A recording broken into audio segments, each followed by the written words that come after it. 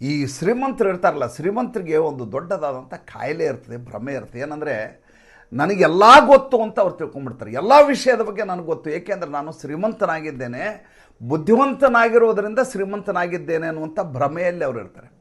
ದುಡ್ಡು ಮಾಡುವುದರಲ್ಲಿ ಅವರು ಬುದ್ಧಿವಂತರು ಇರ್ತಾರೆ ವಿನಃ ಉಳಿದ ವಿಷಯಗಳಲ್ಲಿ ಅವರಿಗೆ ಪಾರಂಗತರಾಗಲಿಕ್ಕೆ ಸಾಧ್ಯವೇ ಆಗಿರೋದಿಲ್ಲ.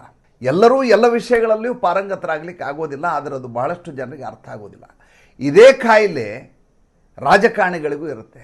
ರಾಜಕಾರಣಿಗಳು ನನಗೆಲ್ಲ ಗೊತ್ತಿದೆ, ಆದ್ದರಿಂದ ನಾನು ನಾಯಕನಾಗಿ ಹೊರಹೊಮ್ಮಿದ್ದೇನೆ, ಎಲ್ಲರೂ ನನ್ನ ಮಾತನ್ನು ಕೇಳಬೇಕು ಅಂತ ತಮಗೆ ತಾವೇ ಭ್ರಮಿಸಿಕೊಂಡು ಬಿಟ್ಟಿರ್ತಾರೆ.